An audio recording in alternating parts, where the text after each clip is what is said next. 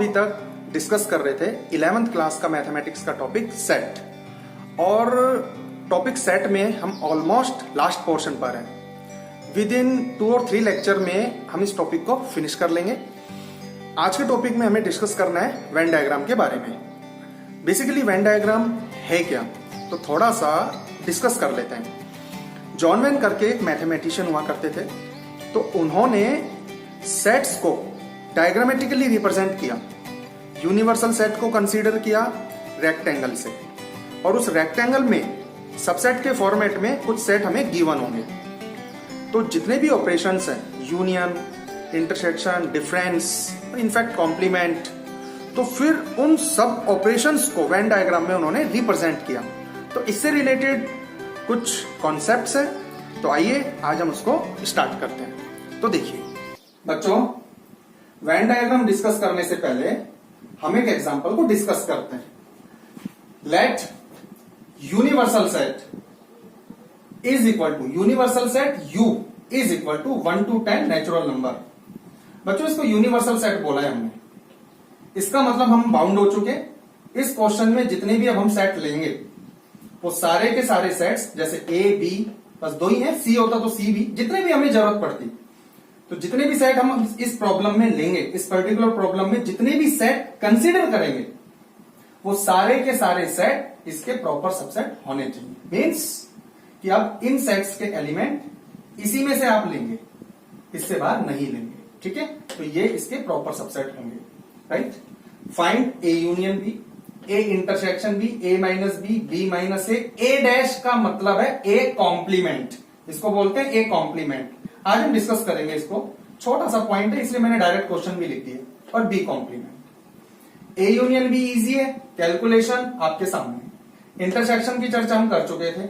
ए minus B में हमें पता है कि जो फर्स्ट सीट पर बैठा रहता है, आंसर में केवल उसके ही एलिमेंट्स आएंगे, और जो दोनों में से कॉमन हो 3 4 5 वो इसमें से चले जाएंगे। तो 1 2 सेम है 6 7। इनको हम डिस्कस कर चुके थे लास्ट लेक्चर्स में। आप डिस्क्रिप्शन में जाकर के उनके लिंक दे रखे हैं, वहां जाकर के देख सकते हैं। ए डैश, ए कॉम्प्लीमेंट, डेफिनेशन क्या कहती है? ए डैश यानी जिसके ऊपर भी डैश लगा है उस पर्टिकुलर सेट को, सेट के ऊपर ही डैश लगता है बेटा, एलिमेंट के ऊपर नहीं लगता। इस बात को भी आप ध्यान रखिएगा कि जो ये कॉम्प्लीमेंट वाला जो डैश लगता है वो किसी सेट के ऊपर ही लगेगा। इस चीज को भी ध्यान रखना आप। जैसे मैं आपको एक बात और बताता हूं, B minus A final answer क्या आया? देखो सेट ही आया है ना।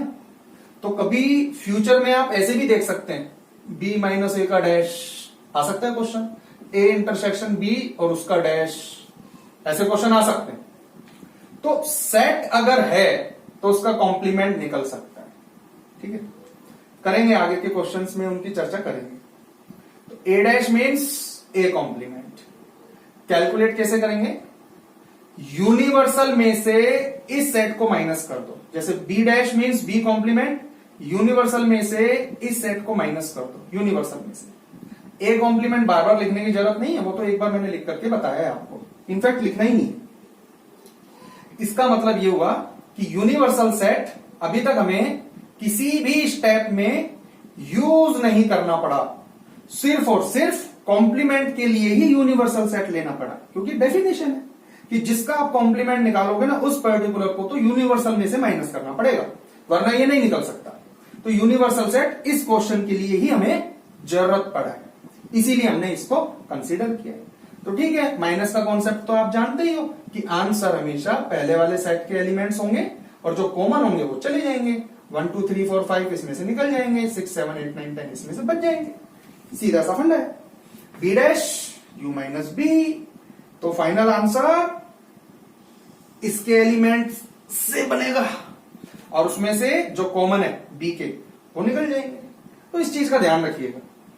और वैसे जब मैं स्टूडेंट था तो एक छोटा सा स्लोगन याद रख लेता था कि A डैश मीन्स A को छोड़कर, सीधी सी बात है, जिसके ऊपर डैश लगेगा मीन्स उसको छोड़ना है। तो किस में से छोड़ना है, किस में से निकालना है? यूनिवर्सल में से। तो B डैश मीन्स B को छोड़कर। तो यूनिवर्सल सेट हमें कॉम्प्लीमेंट के केस में चाहिए, इस केस में हमने कंसीडर कर रखा था। अब सपोज करो कि इस क्वेश्चन में यूनिवर्सल सेट हम नहीं लेते हैं। ठीक है, अब क्वेश्चन आ गया कि ए यूनियन बी कर देंगे, ए इंटरसेक्शन बी फाइंड कर देंगे, ए माइनस बी कर देंगे फाइंड, बी माइनस ए ये भी फाइंड कर देंगे। लेकिन जैसे ही अब ए डैश की जरूरत पड़ी तो उस केस में अब हमें यूनिवर्सल सेट तो लेना ही पड़ेगा, ध्यान रखना। और अब सिर्फ मान लीजिए बी डैश नहीं होता, सिर्फ ए से रिलेटेड काम होता, तो हम क्या करते, 1 2 3 4 5, ठीक है, और ये 6 7, तो मैं एटलीस्ट एक एलिमेंट बस 8 इतना भी छोड़ सकता हूं। बस यूनिवर्सल सेट हमने कंसीडर कर लिया। वो तो हमने क्वेश्चन के लिए 9 और 10 कंसीडर कर लिया था, तो उससे कोई फर्क नहीं पड़ता है। ठीक है, अब देखिए जैसा कि अभी हमने बताया था कि वेन डायग्राम में हुआ क्या, साइंटिस्ट जॉन वेन, अब उनको एक जिद सवार हो गई साहब कि हम तो जितने भी ये सेट है इनको डायग्रामेटिकली रिप्रेजेंट करेंगे। तो ठीक है, उन्होंने फाइनल कर लिया कि ये जो बाउंड्री है रेक्टेंगुलर शेप की, इससे बाहर मैं नहीं जाऊंगा, जो भी काम करूंगा इसी के अंदर करूंगा। तो यूनिवर्सल सेट यही तो होता है कि जितने भी सेट आपके बनेंगे देख लो, सबके सब एलिमेंट्स इससे बाहर नहीं होंगे। यूनिवर्सल सेट का मतलब ये होता है सारे के सारे सेट के एलिमेंट इससे बाहर नहीं होंगे, मीन्स कि हम जितने भी सेट कंसीडर करेंगे अंदर ही अंदर कर लेंगे सारे काम, इसके बाहर कोई भी एलिमेंट नहीं होगा। कैसे नहीं होगा देखते हैं। तो आपको करना क्या होता है, सबसे पहले आपको एक रेक्टेंगल कंसीडर करना होता है और यहां यू लिखना होता है, यू मीन्स यूनिवर्सल सेट। फिर अंदर जैसे यहां पे 2 सेट कंसीडर है, आपने कंसीडर किए, तो आपको 2 सेट लेने, ए और बी, ठीक है, और ऐसे ओवरलैपिंग फॉर्मेट में लेने। अब क्वेश्चन ये बनता है कि सर अलग अलग भी तो ले सकते थे, हम अलग अलग ले तो लेते, लेकिन उन अलग अलग में इंटरसेक्शन वाला पोर्शन कैसे शो करते, ये वाला पोर्शन 3 4 5, कि जो दोनों में कॉमन हो। और वैसे हम अलग अलग भी लेकर के दिखाएंगे किसी स्पेशल केस में, डिसजॉइंट सेट के केस में हम ले भी सकते हैं, लेकिन मोस्ट प्रोबेबली हम इसको लेते हैं, मोस्ट प्रोबेबली वो वाली बात। ठीक है, हम करेंगे डिसजॉइंट सेट की चर्चा करेंगे, तो वेन डायग्राम के उस पर्टिकुलर कॉन्सेप्ट की भी चर्चा करेंगे। तो set A set B, right. तो अब आपको करना क्या है कि सेट ए और सेट बी लेने के बाद में, अभी मान करके चलो कि आपने ऐसे कोई भी एलिमेंट शो नहीं कर रखा, ठीक है, तो आप सबसे पहले तो जो दोनों का कॉमन होता है, ये ध्यान रखिएगा, मैं आपको वेन डायग्राम जो ये बना है इसको फिल करने का तरीका समझा रहा हूं कि हमारे पास 2 सेट है, दोनों सेट का जो कॉमन है, सबसे पहले ये वाला एरिया उसको फिल करने की सोचो, ठीक है, कॉमन पोर्शन, इसको हम इंटरसेक्शन भी कह सकते हैं, इतना इतना पोर्शन ए इंटरसेक्शन बी, तो 3 4 5 इसमें आ गया, राइट। फिर उसके बाद में 2 हो गए ना, तो एक एक कम, चलो अब एक एक सेट को फिल करो, पहले ए को फिर बी को। सेट ए सोचो कौन सा है, फिर बता रहा हूं मैं आपको, ये सेट ए है, ये ए है, ए पूरा ए, बी नजर नहीं आना चाहिए इस समय आपको, इनफैक्ट बी सोचो ही मत बी के बारे में, ठीक। 3 4 5 आप लिख ही चुके हो, तो सोचो सेट ए में कौन कौन से एलिमेंट आप लिख चुके हो, पता है कौन से, 3 4 5 जो आपने इंटरसेक्शन के फॉर्मेट में लिखे थे। और सेट ए में कौन से एलिमेंट है, 1 2 3 4 5, कौन से लिख चुके हो, 3 4 5। देखो मैं वापस से बताता हूं, इसको हटा देते हैं, हटाया, 3 4 5 लिख चुके हो। सेट ए के बारे में सोचो, सेट ए में 3 4 5 तो डाल ही चुके हो, अब मैं 3 वापस नहीं डाल सकता क्योंकि किसी पर्टिकुलर एलिमेंट को एक से ज्यादा बार लिख नहीं सकते। अब मुझे केवल 1 2 और डालना है। अब 1 2 या तो मैं इस एरिया में डालूं, इसमें मैं इसलिए नहीं लिख सकता, वो बी में भी चला जाएगा, इधर डालता हूं तो वो केवल ए में रहेगा, तो 1 2 और इधर मैंने डाला। अब बी की बात करते हैं, तो बी में देखिए आप, ये वाला पोर्शन बी का है, ठीक है, बी में 3 4 5 डल ही चुके हैं, बच गया कौन सा, 6 और 7, समझ गए ना। तो इस तरीके से सबसे पहले जो दो अगर सेट है तो सबसे पहले जो दोनों में कॉमन है उसको फिल करना है, 2 में हो जाए तो फिर सिंगल सिंगल, ए में फिर बी में, हो गया। अब 1 2 3 4 5 6 7 ये तो आ गए, बच गए कौन से, 8 9 10। 8 9 10 ना तो ए में है ना बी में है, बट यूनिवर्सल में है, तो बाहर कहीं भी आप उनको डाल सकते हो, यहां डाल दो, यहां डाल दो, यहां डाल दो, ए और बी के बाउंड्री से बाहर कहीं भी आप डाल सकते हो। तो बस ये वेन डायग्राम था। अब डायग्रामेटिकली हमें बताना है, वहां से देखते जाओ, यहां बताते जाओ। ये वाला पोर्शन है ए इंटरसेक्शन बी, कुछ तो लिख भी दिया मैंने, ए इंटरसेक्शन बी, राइट बेटा। यहां से लेकर के यहां तक का सारा, ठीक है, यहां से लेकर के यहां तक का सारा जो ये लाइनें आपको दिख रही है शेडेड पोर्शन, वो पूरे का पूरा आप खुद देखो 1 2 3 4 5 6 7। तो यहां देखिए आप 1 2 3 4 5 6 7, ये ए यूनियन बी है। तो ए यूनियन बी ये सारा, राइट है ना। इधर देखते जाओ, आंसर लेते जाओ। तो ए यूनियन बी हो गया, ए इंटरसेक्शन बी हो गया, ए इंटरसेक्शन बी इतना इतना, ए यूनियन बी ये पूरा, राइट। अब आ गया ए माइनस बी।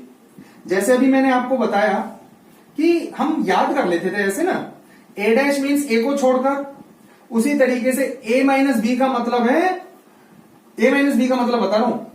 ए डैश मीन्स जैसे ए को छोड़कर, ए माइनस बी का मतलब है only in A, only in A, only in A, जो सिर्फ ए में हो।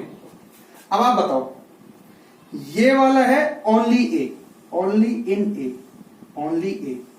इतने इतने पोर्शन को देखो, ये देखो, फिर से देखो, ये देखो, जहां जहां मैं पेन को ड्रॉ कर रहा हूं, ये देखो, चला ये जो पेन की टिप देखते जाओ आप, इतना इतना पोर्शन। पता कंफर्मेशन कैसे हो रहा है, 1 2, देखो 1 2 किस में 1 2, ठीक है। तो इस वाले पोर्शन को इतने इतने, सिर्फ इतने इतने पोर्शन को, ठीक है। इसको आप बोल सकते हो, इस वाले पोर्शन को ए माइनस बी, इतने इतने पोर्शन को हम बोल सकते हैं ए माइनस बी, ए माइनस बी, राइट। और इतने इतने पोर्शन को देखो, इस वाले पोर्शन में देखिए क्या नजर आ रहा है आपको, इतने इतने पोर्शन में, इतने इतने पोर्शन में आ रहे हैं 6 और 7 आ रहा है ना। तो ये वाला पोर्शन कौन सा हो गया, ये वाला पोर्शन बी माइनस ए, बी माइनस ए, राइट। सिर्फ इतना ही, ये और ये और ये बी माइनस ए, राइट। अब बात करते हैं ए डैश। ए डैश में 6 7 8 9 10, ए डैश। तो ए डैश मीन्स ए को छोड़कर, ये थोड़ा सा फोकस करना, इस वाले बात पे थोड़ा सा फोकस करना। हालांकि हम इनके वेन डायग्राम को अभी सेपरेट भी डिस्कस करेंगे। ये ए है, ठीक है, ये पूरा यूनिवर्सल है, क्योंकि कॉम्प्लीमेंट में यूनिवर्सल और ए आपस में डील करते हैं, तो ये पूरा यूनिवर्सल हो गया। ऐसे समझो कि ये एक पेपर का टुकड़ा, पीस ऑफ पेपर, और उसमें से ये जो ए है उसको छोड़ दो, और इसके अलावा सारा देखो, यहां से लेकर के ये पूरा, ये पूरा, ये बस ए को छोड़ देना, ए की बाउंड्री के अंदर मत जाना, बाहर बाहर सारा, ये सारा, ये देखो, इसको ऐसे समझो, ए को छोड़ दो, ए के बाहर का सारा, यानी 1 2 3 4 5 को तो छोड़ दो, बाकी सारा आंसर में। अब देखो, ये देखो, यानी 6 7 भी आंसर में आ रहा है ना, ये देखो, और 8 9 10 भी आंसर में आ रहा है। बस इतने इतने को छोड़ दो, इतने इतने के बाद में बाहर का ये सारा, समझ गए ना। तो ये आया ए डैश। बी डैश में देखो, बी को छोड़कर इतना इतना छोड़ दो, 3 4 5 6 7, इतना इतना छोड़ दो, बाहर का सारा, बाहर का मतलब 1 2 8 9 10, ठीक है। तो ये था वेन डायग्राम की स्टार्टिंग। बच्चों, अब हम यूनियन का वेन डायग्राम देखेंगे। तो हमने ऑलमोस्ट सभी क्वेश्चंस के लिए कॉमन यूनिवर्सल सेट कंसीडर कर लिया 1 to 10, set A 1 2 3 4 5, set B 3 4 5 6 7, वही पिछले वाले ही हमने कंसीडर कर लिए ताकि हमें याद रहेंगे। यूनियन निकालना हम लोग जानते ही हैं, ए यूनियन बी 1 2 3 4 5 6 7। यहां पर हमने देखे दो सेट है ही सही, तो सबसे पहले हमें रेक्टेंगल बनाना है, रेक्टेंगल में इसको यूनिवर्सल सेट कंसीडर करना है, और जब भी हमारे पास दो सेट होते हैं तो ओवरलैपिंग करते हुए हम उनको कंसीडर करते हैं। फिर जैसा कि मैंने बताया कि अगर हमारे पास दो सेट है, और 3 सेट वाला केस भी आता है इसलिए बात कर रहा हूं, अगर हमारे पास दो सेट है तो दो सेट में यानी कि दोनों में, यानी ये कह सकते हैं सभी में, और सभी का मतलब दो ही सेट है, दोनों में जो कॉमन एरिया है, कॉमन एरिया मतलब 3 4 5 वाला एलिमेंट वाला एरिया, तो सबसे पहले उसको फिल करना है। फिर उसके बाद में अभी लास्ट में मैंने अभी जस्ट आपको समझाया है, फिर ए को फिल करना है तो 1 2 यहां आएंगे, बी को फिल करना है तो 6 7 यहां आ जाएंगे, ठीक है। तो ए यूनियन बी में 1 2 3 4 5 6 7, तो वो वाला पोर्शन जिसमें 1 2 3 4 5 6 7 इंक्लूड हो, है ना। तो 1 2 3 4 5 6 7 आप देखेंगे यहां से लेकर के यहां तक ये पूरा shaded portion A union B का, ये जितना भी ये शेडेड पोर्शन है ए यूनियन बी का वेन डायग्राम कहलाता है। और बाकी जो स्पेस आपको नजर आ रहा है ए यूनियन बी के अलावा, ए और बी के अलावा 8 9 10 हमने यूनिवर्सल सेट के एलिमेंट को वहां पे डाला हुआ है। नेक्स्ट आता है कॉम्प्लीमेंट। कॉम्प्लीमेंट में जरा गौर फरमाइएगा, किसी पर्टिकुलर एक ही सेट का कॉम्प्लीमेंट मैंने कंसीडर किया है, तो इस वजह से सिर्फ हम ए डैश को ही कैलकुलेट कर रहे हैं। डायरेक्ट मैंने कैलकुलेट कर दिया, यूनिवर्सल में से ए को माइनस करना है, 6 7 8 9 10। तो उस पर्टिकुलर केस में ये देखो केवल एक सेट कंसीडर करना है ना, एक ही सेट के लिए हम लोग कॉम्प्लीमेंट ले रहे हैं। तो ये यूनिवर्सल सेट, ये ए को छोड़कर, तो ए को छोड़कर ये सारा, तो एक सेट अगर हम ले रहे हैं वो भी ए, तो ए के जो एलिमेंट थे 1 2 3 4 5 वो उसमें डाला। 1 2 3 4 5 के अलावा यूनिवर्सल के अंदर तो सारे हैं, बाकी जो बच गया 6 7 8 9 10 यहां पर सेट बी को कंसीडर नहीं किया। आपको सिर्फ फोकस करना है यूनिवर्सल सेट और सेट ए पर। तो ए में एलिमेंट लेने के बाद में जो बच गए वो यूनिवर्सल सेट में आएगा, तो फाइनल आंसर शेडेड पोर्शन वाला यानी 6 7 8 9 10। तो देखिए 6 7 8 9 10 और जो शेडेड पोर्शन वाला एरिया है वो कॉम्प्लीमेंट ऑफ ए है। अब बच्चों थर्ड पॉइंट है इंटरसेक्शन। ए 1 2 3 4 5 और बी 3 4 5 6 7। तो ए और बी को आप जो पहले कंसीडर कर चुके हैं वही कंसीडर कीजिएगा। तो ए इंटरसेक्शन बी में देखो यही तो आएगा ना 3 4 5, तो ये वही वैसे ही वेन डायग्राम हमने बनाया है 1 2 3 4 5 6 7। तो जो ये शेडेड पोर्शन है ना, ये ए इंटरसेक्शन बी वाला पोर्शन है, और वही यूनिवर्सल सेट में 8 9 10 आप देख ही रहे हैं। डिफरेंस में ए माइनस बी हमने कैलकुलेट किया है। देखो ए में 1 2 3 4 5 और बी में 3 4 5 6 7 था ना, तो टोटल में से ओनली ए वाला पार्ट बचेगा, ओनली ए। इस बात का जरूर आप ध्यान रखिएगा। हम लोग यहां पे लिख देते हैं ये ओनली ए वाला पार्ट बचेगा। तो ए माइनस बी में 1 2। अब पता है कैसे इसको डिनोट करते हैं, शो करते हैं। 1 2 वाला पोर्शन देख लो, 1 2 केवल किस में आ रहा है, इतने इतने में तो आ रहा है ना। ये देखो इतने इतने में, जैसे बात करें तो ये वाला पोर्शन, ये वाला, ये ओनली ए है, ये वाला portion, right, A minus B. ठीक है। नेक्स्ट पॉइंट है बच्चों सिमेट्रिक डिफरेंस। देखिए डेफिनेशन में, सिमेट्रिक डिफरेंस की डेफिनेशन में हमने सीखा था कि A symmetric difference B is equal to A minus B union B minus A. A minus B calculate किया तो वो 1 2 आया, union B minus A calculate किया 6 7 आया, तो फाइनल आंसर आया 1 2 6 7। वेन डायग्राम में 1 2 6 7 वाला जो पोर्शन है, यानी ये जो यूनियन था उसमें से इंटरसेक्शन वाला पोर्शन हटा दीजिए। हटाने का मतलब होता है माइनस कर दीजिए। यूनियन में से ये वाला पोर्शन हटा दीजिए, क्योंकि यहां से लेकर के यहां तक यूनियन ही तो होता है, और उसमें से हमें ये 3 4 5 वाला नहीं चाहिए, और जो नहीं चाहिए होता हम उसी को ही तो हटाते हैं, और हटाने के लिए हम लोग माइनस का यूज करते हैं। वो अभी नेक्स्ट जनरल पॉइंट्स में हम बताने वाले हैं। फिलहाल 1 2 6 7 ये वाला एरिया, तो ये एरिया और ये एरिया, और जब इनको कंबाइन करते हैं तो यूनियन का यूज करते हैं। देखिए कुछ स्टूडेंटों को ये कंफ्यूजन है कि सर यूनियन और यूनिवर्सल सेट। देखो जब दो सेट के बीच में लगाना होता है तो वो हमेशा यूनियन होता है।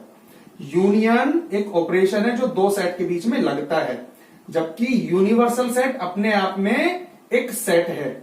वो दो सेट के बीच में कैसे लग सकता है भाई, ए यूनिवर्सल सेट बी, इसका तो कुछ मीनिंग ही नहीं निकला, सेंसलेस चीज हो गई।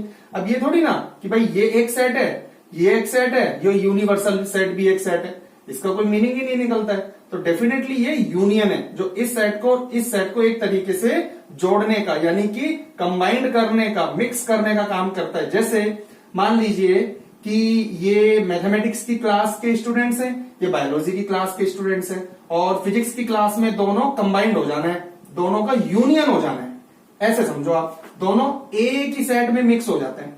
ठीक है, तो जब भी आप दोनों को कंबाइन करना है तो उसके लिए हम हमेशा यूनियन का यूज करते हैं। तो ये a माइनस बी है, ये b माइनस ए है, दोनों का यूनियन करना है।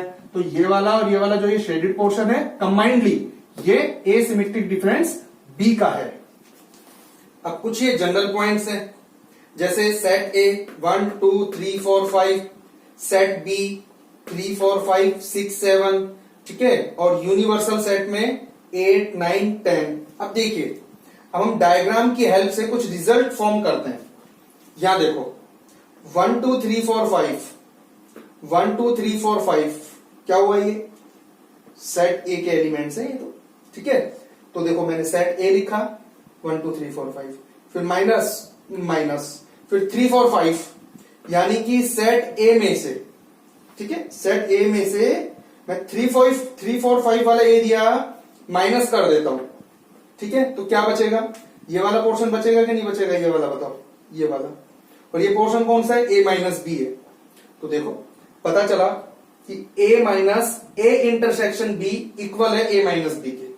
मैं आपसे ये नहीं कह रहा कि इस तरीके के रिजल्ट्स को आप याद रखिए, बिल्कुल याद रखने की जरूरत नहीं है, लेकिन आप खुद भी फ्रेम कर सकते हैं, फॉर्म कर सकते हैं। यहां ये सेट A, इसमें से आपको पूरे सेट A में से 1 2 3 4 5 में से ये वाला हिस्सा, ये वाला एरिया माइनस कर दीजिए आप, ये वाला पोर्शन माइनस कर दीजिए, तो यही बचेगा ना A माइनस बी, है ना, ये वाला A माइनस बी 1 2। देखो A minus A intersection B, यानी A में से इंटरसेक्शन वाला पोर्शन हटा दीजिए, तो ये आया A माइनस बी, ठीक है। इसके बाद में ये देखो 1 2 3 4 5 6 7, यानी यहां से लेकर के 3 4 5 6 7, यानी ये तो A यूनियन बी है, कोई बात नहीं। इसमें से 3 4 5 हटा दूं, यानी इसमें से बीच बीच वाला पोर्शन हटा दें, मींस कि इतना इतना हटा दें। अच्छा तो क्या बचा, अरे ये तो एसिमेट्रिक डिफरेंस भी बच गया। तो ये आया 1 2 6 7, 1 2 6 7। तो मैंने देखा ये तो सिमेट्रिक डिफरेंस वाला बच गया। तो देखो ये चीज है A यूनियन बी, ये माइनस ये रहा, ये है A इंटरसेक्शन बी। 1 2 6 7 है एसिमेट्रिक डिफरेंस बी, ये तो एक नया फॉर्मूला और बन गया। तो ऐसे ना जाने कितने फॉर्मूले बना सकते हैं हम, लेकिन आपको ये याद नहीं करना है, राइट। कुछ टाइम के बाद में आपको खुद एक्सपीरियंस हो जाएगा।